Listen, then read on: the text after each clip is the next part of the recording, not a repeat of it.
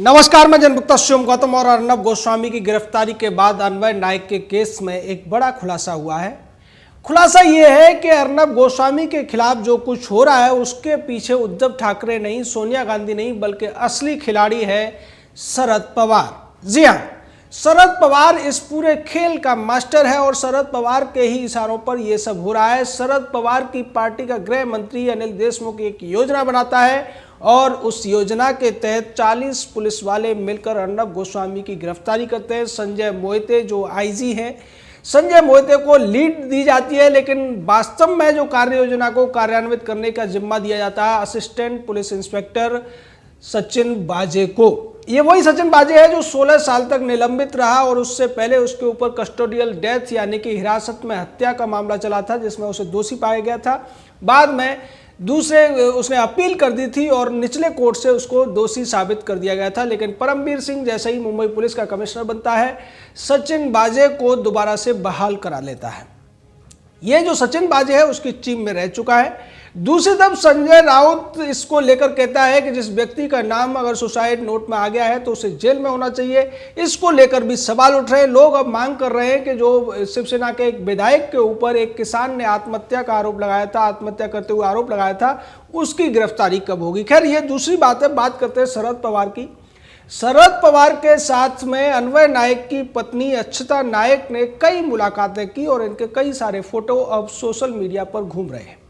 एक मुलाकात 2 तारीख को होती है और उसके अगले दिन ही अर्नब गोस्वामी की गिरफ्तारी कर ली जाती है। उससे पहले जो योजना चल रही थी उसकी पूरी जानकारी शरद पवार को दी जा रही थी। शरद पवार के इशारों पर अनिल देशमुख इस पूरी योजना को बना रहा था और इसकी घोषणा उसने विधानसभा के अंदर पहले ही कर दी थी। जब अर्नब गोस्वामी के खिलाफ विशेषाधिकार हनन के मामले पर चर्चा हो रही थी, तब अनिल देशमुख ने कहा था कि अन्वय नायक नाम के उस डिजाइनर, जो इंटीरियर डिजाइनर था, उसकी आत्महत्या के जो सुसाइड नोट था उसमें अर्नब का नाम था और हम उस मामले को दोबारा खुलवाने जा रहे हैं। लेकिन आप ध्यान रखिए, ये जो घटना है ये बाद की है और अक्षता नायक और शरद पवार की मुलाकातें इससे पहले भी हो रही थी। 2019 में भी तमाम मुलाकातें हुई थी और बाद में भी मुलाकातें होती रही। अब इसके ऊपर सवाल उठ रहा है कि अक्षता नायक के साथ जो शरद पवार की मुलाकातें हैं वो किस लिए हैं। क्या अक्षता नायक न्याय मांगने के लिए या अपने पति की जांच को दोबारा करने के लिए ऐसा कर रही थी? अगर ऐसा होता तो अक्षता नायक ने बाहर आकर या सोशल मीडिया पर यह बात उठाई होती और कहा होता कि मैं अपने पति की मौत के मामले में न्याय चाहती हूँ, दोबारा से केस को खुलवाना चाहती हूँ। लेकिन ऐसा कभी भी अक्षता नायक ने नहीं कहा था।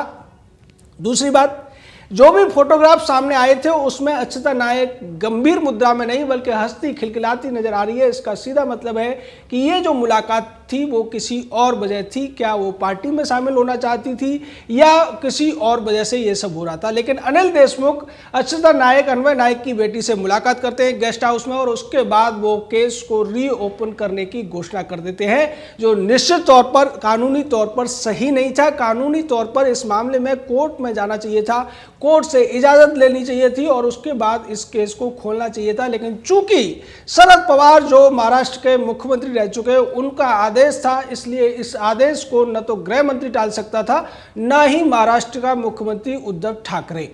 अब इस मामले में जिस तरीके से शरद पवार की भूमिका सामने आ रही है उससे एक और चीज पता चलती है कि इस पूरे मामले में अभी तक कोई शरद पवार का नाम नहीं ले पा रहा है और शरद पवार को लेकर जो खौफ महाराष्ट्र में लोगों के अंदर है, क्योंकि शरद पवार के इशारे पर ही उद्धव की पूरी सरकार चलती है। शरद पवार ने पहले भी एक बयान दिया था कि अर्नब गोस्वामी नाम के इस व्यक्ति को सबक सिखाना ही पड़ेगा और उसके बाद तमाम योजनाएं बनाकर अर्नब गोस्वामी को फंसाने की चाल चली गई।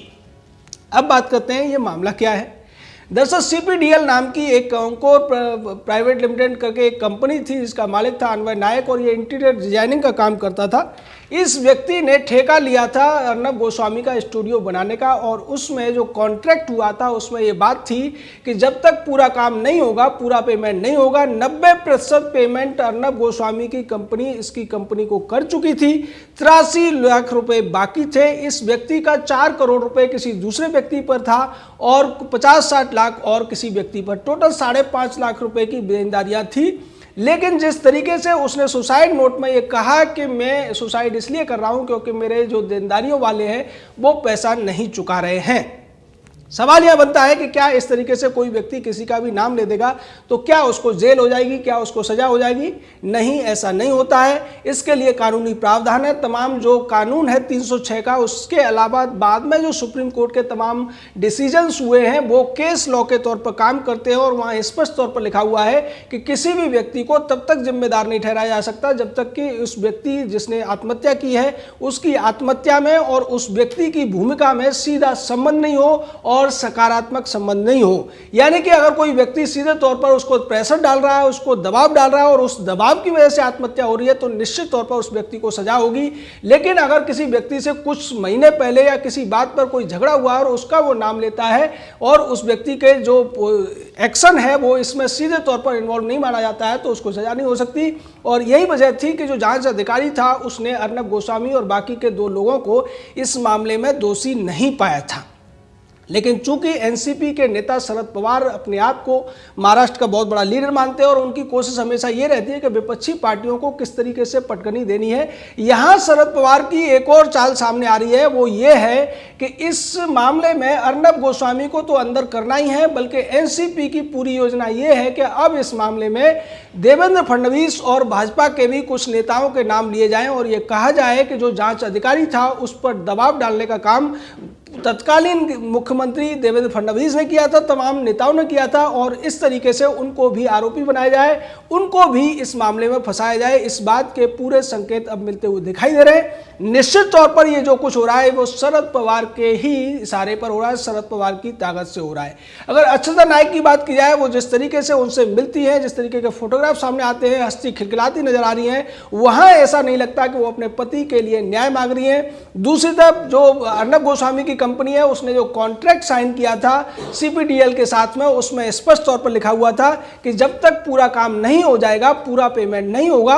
और इस पूरे के पूरे मामले में पूरा काम नहीं हुआ। बाद में अर्नब की कंपनी ने दूसरे आदमी को ठेका दिया, उसके बाद स्टूडियो बनता है। लेकिन उसके बावजूद अर्नब गोस्वामी ने जब इस केस में यह देखा कि कंपनी के मालिक की डेथ हो चुकी है तो अर्नब गोस्वामी की कंपनी ने बार बार उन्हें पेमेंट करने की कोशिश की। एक बार उन्होंने चेक भी डाल दिया उनके अकाउंट में, लेकिन चूंकि अकाउंट डोरमेट हो चुका था, बैंक ने उस पैसे को वापस कर दिया, बाउंस कर दिया और इसकी वजह से 83 लाख का पेमेंट अभी भी बाकी है। अब सवाल उठता है कि एक व्यक्ति किसी से बिजनेस का कॉन्ट्रैक्ट करता है, बिजनेस कॉन्ट्रैक्ट पूरा नहीं कर पाता है और उस स्थिति में अगर उसका पेमेंट फंस जाता है तो क्या वो व्यक्ति अपनी आत्महत्या के लिए उसको दोषी ठहरा सकता है? दूसरे इस मामले में एक बहुत बड़ा झूठ बोला जा रहा है। वो ये कहा जा रहा है कि कुमुद नायक जो कि अन्वय नायक की माता थी उसने भी आत्महत्या की थी, जबकि पोस्टमार्टम रिपोर्ट में और तमाम जो जांच में यह पाया गया था कि अन्वय नायक ने पहले अपनी मां का गला दबाया था और उसके बाद खुद से आत्महत्या की थी। तो यहाँ जो मामला है उसमें आत्महत्या एक ही है और दूसरी हत्या है। हत्या करने के बाद एक व्यक्ति अपनी आत्महत्या करता है। अब इसकी वजह कुछ और भी हो सकती है, जरूरी नहीं कि आर्थिक कारण हो। अगर आर्थिक कारण होता तो अन्वय नायक खुद आत्महत्या करता, अपनी मां को मौत के घाट नहीं उतारता। अगर उसने मां को मौत के घाट उतारा था तो वो परिवार के अन्य सदस्यों के साथ भी ऐसा कर सकता था, लेकिन उसने ऐसा नहीं किया।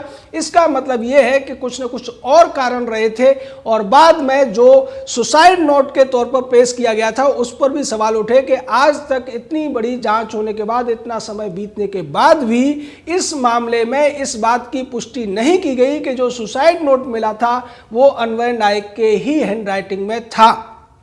अब इसको लेकर जब सवाल उठे, उस सुसाइड नोट को फॉरेंसिक लैब भेजा गया है, अभी तक उसकी रिपोर्ट नहीं आई है। यहाँ ये भी सवाल उठाया जा रहा है कि अगर ये जांच नहीं की गई तो क्या वो सुसाइड नोट बाद में किसी व्यक्ति ने लिखकर वहाँ पर रखा था, जिससे कि जो मॉनिटरी उसको नुकसान हो रहा है या जो बाद में पैसे की जरूरत पड़ेगी उसको, जिन 3 लोगों को इसमें आरोपी बनाया जाएगा, उनसे वसूला जा सके या उन पर वसूली का दबाव डाला जा सके। चूंकि जो रकम थी वो 5.5 करोड़ रुपए थी और इतनी बड़ी रकम के लिए ऐसा हो सकता है। हालांकि हम इस बात के ये नहीं कह रहे कि झूठा जो सुसाइड नोट है वो लिखा गया, लेकिन चूंकि उसकी जांच नहीं कराई गई तब तक उस सुसाइड नोट को अन्वय नायक की हैंडराइटिंग में लिखा हुआ नहीं माना जा सकता है। ऐसा कानूनी प्रावधान है।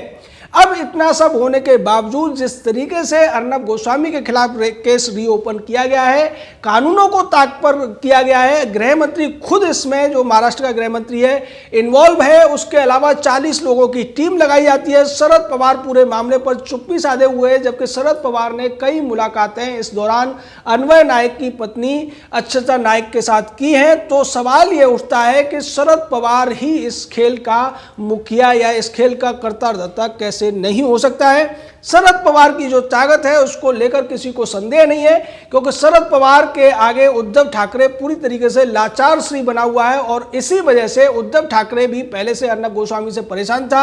उसके जो सवाल थे वो उसे चुभते थे। उसके जिस तरीके से बेबी पेंगुइन नाम के एक महाराष्ट्र के नेता पर सवाल उठाए थे, सुशांत सिंह राजपूत का मामला उठाया था, दिशा सालियान का मामला उठाया था, कंगना रनौत के मामले में भी जिस तरीके से अर्नब गोस्वामी ने उद्धव ठाकरे पर सवाल उठाए थे, सोनिया गांधी और शरद पवार पर भी सवाल उठाए थे, शरद पवार के खिलाफ भी काफी चीजें उठाई थी। उसको लेकर शरद पवार पहले ही ये घोषणा कर चुके थे कि इस अर्नब गोस्वामी को तो सबक सिखाएंगे।